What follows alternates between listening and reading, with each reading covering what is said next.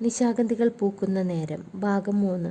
ഒരു നെടുവീർപ്പിന് ശേഷം എന്തോ ആലോചിച്ചിരുന്ന ഭരതൻ എഴുന്നേറ്റു. ഞാനും. എന്നിട്ട് എന്നെ നോക്കി പറഞ്ഞു, ഭരതൻ ഒറ്റയാനാണ്. മതം പൊട്ടിയാലും മസ്തിഷ്കത്തിൽ വെടിയേറ്റു വീണാലും ആരും ചോദിക്കാനും പറയാനും ഇല്ലാത്ത ഒറ്റയാൻ. കാമക്രോധ മോഹാദികൾ വെടിഞ്ഞ് മന്ത്രവാദത്തിൻ്റെ അഗ്നികുണ്ഡത്തിലേക്ക് ചാടിയവനാ. ലോകം വിശ്വസിക്കാനാവാത്ത അനേകം വിദ്യകൾ, സിദ്ധികൾ ഈ തലച്ചോറിൽ ആവാഹിച്ചു കയറ്റിയിട്ടുണ്ട് ഈ ഭരതൻ. ഈ ചക്കുവള്ളിത്തറവാടിന് മുറ്റത്ത് ഒരു യവനാവസ്ഥയിൽ മന്ത്രം പഠിക്കാനെത്തി. ആഭിചാര മന്ത്രങ്ങൾ ആട്ടിപ്പുറത്താക്കി അന്ന് ഇവിടെ ജീവിച്ചിരുന്ന കൊടും മന്ത്രവാദി മൂപ്പന്മാർ. ഒരുതരം വാശിയായിരുന്നു പിന്നെ.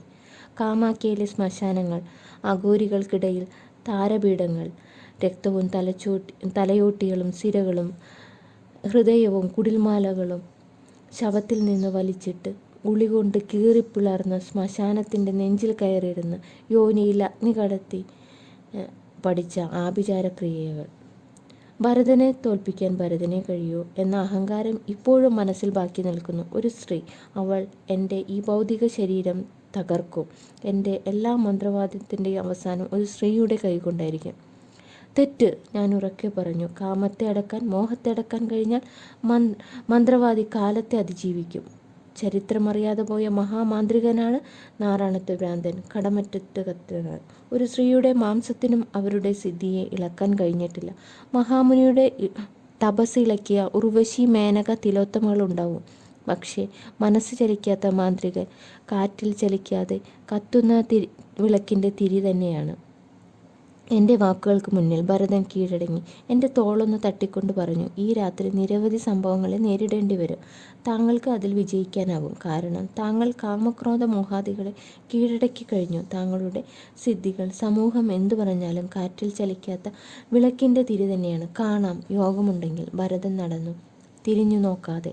ഞാൻ മുറിക്കുള്ളിൽ കയറാതെ പുറത്തെ ഇടനാഴിയിൽ നടക്കുമ്പോൾ അധികം പൊക്കമില്ലാത്ത ഒരാൾ അടച്ചുവെച്ച പാത്രവുമായി മുൻപിലേക്ക് വന്ന് വിനയത്തോടെ പറഞ്ഞു, ചൂട് കഞ്ഞിയും പുഴുക്കുമാണ്. ചൂടാറു മുമ്പ് കഴിച്ച നന്നായി ഉറങ്ങാം. തോർത്ത് മുണ്ടെടുത്ത് അരമുണ്ട് ധരിച്ച ഉറച്ച ശരീരമുള്ള അയാളോട് ഞാൻ പറഞ്ഞു, മുറിയിൽ വെച്ചോളൂ. കഴിച്ച ശേഷം പാത്രം പുറത്തു വെച്ചേക്കാം. ഉവ്, മുറിക്കുള്ളിൽ കൂജയിൽ വെള്ളമുണ്ട്. വേറെ എന്തെങ്കിലും? ഒന്നും വേണ്ട, ഭക്ഷണം അവിടെ വെച്ച് പോയിക്കോളൂ. കൂടുതൽ സംസാരിക്കാൻ താല്പര്യമില്ലാത്ത പോലെ ഞാൻ പറഞ്ഞു. ഓ. അയാൾ വിനയത്തോടെ നടന്നു. നീണ്ട ഇടനാഴികൾ, തടി കൊണ്ട് പണിത തുറന്നിട്ട ജാലകങ്ങൾ, തണുത്ത കാറ്റ്. മേൽത്തട്ടിലാണെങ്കിലും തറയോടുകൾ നിരത്തി പണിതുകൊണ്ട് നടക്കാൻ ബുദ്ധിമുട്ട് തോന്നിയില്ല. ഞാൻ പുറത്തേക്ക് നോക്കി നിന്നു. കൂട്ടം തെറ്റി നിൽക്കുന്ന മുളങ്കാടുകൾ, ദൂരെ ഒറ്റപ്പെട്ടുപോയ യക്ഷികളും ഗന്ധർവന്മാരും ഇണചേരും എന്ന് വിശ്വസിക്കുന്ന പനങ്കാടുകൾ.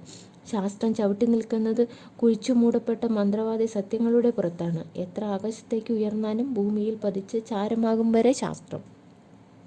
മനുഷ്യൻ്റെ തലച്ചോറിലൂടെ കണ്ടെത്തുന്ന ശാസ്ത്ര രഹസ്യങ്ങൾ ലോകത്തിന് സംഭാവന ചെയ്യുന്ന ബുദ്ധിരാക്ഷസന്മാരായ ശാസ്ത്രജ്ഞർ ഒടുവിൽ പ്രാണം പോയി പ്രപഞ്ചഭൂതത്തിൽ ലയിക്കുന്നു.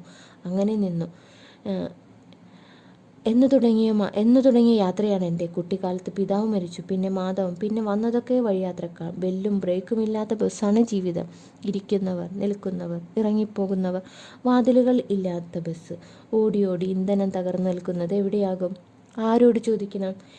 ഇവിടെ വന്ന് നിൽക്കുകയാണോ? ഹരിനാരായണൻ്റെ ശബ്ദം. ഞാൻ തിരിഞ്ഞു നോക്കാതെ ചോദിച്ചു, ഒന്നും അറിയാത്ത പോലെ. ഹരി എവിടെയായിരുന്നു? ശ്രീദേവിയുടെ അടുത്ത്. രാത്രി അവൾക്ക് പേടിയാണ്. ഞാൻ രാത്രി ഉറങ്ങാതെ അവൾക്ക് കാവലിരിക്കും. തലയിൽ തലോടും, നല്ല പാട്ടുകൾ പാടും. ഉറങ്ങിക്കഴിഞ്ഞാൽ പിന്നെ അവൾ ബ്രഹ്മമുഹൂർത്തിൽ ഉണരൂ. എന്തിനാ ഹരിയെ ശ്രീദേവിനെ ഒറ്റയ്ക്കാക്കിയിട്ട് ഇങ്ങോട്ട് വന്നത്? നിങ്ങളെ കാണാൻ. എന്തിന്? നിങ്ങളെയും കൂട്ടി ശ്രീദേവിയുടെ അടുത്തേക്ക് പോകാൻ. കൊണ്ടുപോയിട്ട് നിങ്ങളെ കാണുമ്പോൾ അവൾക്ക് മനസ്സിലാകും ആര് പറയുന്നതാണ് സത്യമെന്ന്. എനിക്ക് മനസ്സിലായില്ല. ഭരതേട്ടൻ പറയുന്നത് നിങ്ങൾ അപ്പടി വിശ്വസിക്കരുത്. അതെന്താ?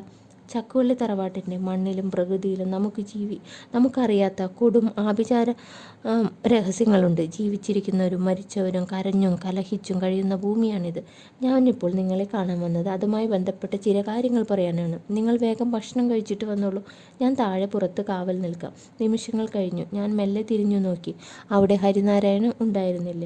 പ്രേതാന്വേഷകൻ. ഇതൊക്കെ ചിലത് തോന്നലുകളാവും, ചിലത് നഗ്നനേത്രങ്ങൾ കാണാൻ കഴിയാത്ത യാഥാർത്ഥ്യങ്ങളും. ഉപാസനമൂർത്തിക്ക് ജന്മം സമർപ്പിച്ച് ഞാൻ ജപം തുടർന്നു. മനസ്സ് ഏകാഗ്രമാക്കി ഏറെ നേരം ഇരുന്നു. പിന്നെ മെല്ലെ കിടന്നു. മയക്കത്തിൻ്റെ ആഴത്തിലേക്ക് മുങ്ങി താണുപോയി. ഞാൻ അറിയാതെ തന്നെ. ഞാൻ എത്രയായി കാത്തിരിക്കുന്നു. എന്നെ പറ്റിച്ചിട്ട് ഇവിടെ കിടന്നുറങ്ങുകയാണല്ലേ? ഹരിനാരായണൻ്റെ പരിഭവമുള്ള ശബ്ദം. യാത്രാക്ഷീണം കൊണ്ടാവും. ബോധം തളർന്ന് വീഴ്ത്തിക്കളഞ്ഞു. ഞാൻ വരാം. ഞാൻ എഴുന്നേറ്റ് പുറത്തേക്ക് നടന്നു. പുറത്തിറങ്ങുമ്പോൾ വാതിൽ താനെ അടയുന്ന ശബ്ദം. അത് കാര്യമാക്കി എടുക്കാതെ ഇടുങ്ങിയ ഗോവണിയുടെ കൈപ്പിടിയിൽ പിടിച്ച് താഴേക്ക് ഇറങ്ങി. പുറത്ത് ഹരിനാരായണൻ നിൽക്കുന്നു. ഞാൻ അടുത്തേക്ക് ചെന്ന് ചോദിച്ചു, എങ്ങോട്ടാണ് പോകേണ്ടത്? എൻ്റെ പിന്നിൽ വന്നോളൂ. ശരി. ഞാൻ നടന്നു. മരിച്ചു മണ്ണടിഞ്ഞ ഒരു പിശാചായി തീരാൻ സാധ്യതയുണ്ടെന്ന് വിശ്വസിക്കുന്ന ഹരിനാരായണൻ എന്ന പ്രേതാത്മാവിനോടൊപ്പം. വേഗത്തിൽ നടന്നുകൊണ്ടിരുന്ന ഹരിനാരായണൻ ഭയപ്പെട്ടതുപോലെ പെട്ടെന്ന് നിന്നു. എന്നിട്ട് ഭയപ്പാടോടെ എന്നോട് പറഞ്ഞു, ദേ, തകർന്ന സർപ്പക്കോട്ടയിൽ ഭരതേട്ടൻ നിൽക്കുന്നു. അതിന് ഹരിനാരായണൻ എന്തിനു പേടിക്കുന്നു? നിങ്ങൾക്കറിയില്ല ഭരതേട്ടനെ. ലോകത്ത് ആർക്കും അറിയാത്ത ഒരു മുഖം അയാൾക്കുണ്ട്. എൻ്റെ ചെറിയ സംശയങ്ങളുടെ ഉത്തരങ്ങൾ കിട്ടി തുടങ്ങിയിരിക്കുന്നു. എന്തു മുഖം? ഭരതൻ നല്ല സ്നേഹമുള്ള മനുഷ്യത്വമുള്ള മന്ത്രവാദിയല്ലേ? ഹരിനാരായണൻ നിശബ്ദനാകുന്നു. അല്ലേ? ഞാൻ ഒന്നുകൂടി ചോദിച്ചു. അപ്പോഴും ഹരിനാരായണൻ ഒന്നും മിണ്ടിയില്ല. പറയൂ ഹരിനാരായണൻ, ഞാൻ വന്നപ്പോൾ നിങ്ങൾ എന്നെ ഒറ്റ കടവിലേക്ക് കൂട്ടിക്കൊണ്ടു പോയപ്പോഴും വന്നപ്പോഴും ഭരതനെക്കുറിച്ച് നല്ലത് മാത്രമാണ് പറഞ്ഞത്. എത്ര ദുഷ്ടനായാലും ഒരു നേരത്തെ ഭക്ഷണം നമുക്ക് വിളമ്പിത്തന്ന ആളെക്കുറിച്ച് ദുഷിപ്പ് പറയുന്നത് എനിക്ക് ഇഷ്ടമല്ല. കഴിയുന്നതും ഈ അവസ്ഥയിൽ പോലും ഞാൻ അതിന് ശ്രമിക്കാനില്ല. പക്ഷേ ഇപ്പോൾ പറയാതെ വയ്യ. നിങ്ങൾ അവിടേക്ക് ചെല്ലണം. ഇന്ന് അമാവാസിയല്ലേ? പൗർണമിയുടെ രക്തപക്ഷമാണ്. പൂർവ്വജന്മത്തിലെ ഏതോ ശക്തിയെ അഗ്നിയിലേക്ക് വരുത്തി കനലിന് മുകളിലിട്ട് ഇണചേരാൻ ശ്രമിക്കുകയാണ് ഭരതേട്ട. ആരെയാകും? എൻ്റെ ശ്രീദേവിയെ. അപ്പോൾ ശ്രീദേവി കൊന്നു അയാൾ. പൂർവ്വജന്മത്തിൽ എൻ്റെ ഭാര്യയായിരുന്നു ശ്രീദേവി. ഇയാൾ കാഞ്ചീപുരം പട്ടുസാരി വിൽക്കുന്ന സമ്പന്നനായ കച്ചവടക്കാരൻ. ഇയാൾ എൻ്റെ പൂർവ്വജന്മ ഭാര്യയെ മോഹിച്ചു. എന്നെ പുറത്താക്കി വിവാഹമോചനം നേടി. പക്ഷേ ഇയാൾക്ക് അവളെ മതിയെന്നായി. നിഷ്കരണം ഉപേക്ഷിച്ചു. കാമക്കറ പിടിച്ച ഒരു അന്ധനാണ് ഇയാൾ. ശ്രീദേവി ഞാനുമായിട്ടുള്ള ബന്ധം പൂർവ്വജന്മം കൊണ്ടുണ്ടായതാണ്. മന്ത്രവാദത്തിൻ്റെ അതിഭീകരമായ രഹസ്യങ്ങൾ ചക്കുവള്ളി തറവാടിൻ്റെ താഴെ നിലവറയിൽ നിന്ന് എന്നെക്കൊണ്ട് എടുപ്പിച്ച് ഇയാൾ സ്വന്തമാക്കി. എന്നിട്ട് അതിലെ രക്തധമനിക്കൂട്ട് എന്ന മന്ത്രവാദത്തിലൂടെ അദൃശ്യ ശക്തിയായ മഹാബാലികയെ ഉപാസനമൂർത്തിയായി ഇരട്ടക്കുട്ടികളായ എൻ്റെ കുഞ്ഞുങ്ങളെ ബലി കൊടുത്ത് സിദ്ധി നേടി. എൻ്റെ ഭാര്യയെ കിണറ്റിൽ തള്ളിയിട്ട് കൊന്നു. രാത്രിയിൽ ഇയാൾ ഗന്ധർവനോടൊപ്പം യാത്ര ചെയ്യും. സുന്ദരിമാരുടെ കിടപ്പറയിൽ ചെന്ന് ഇണചേരും.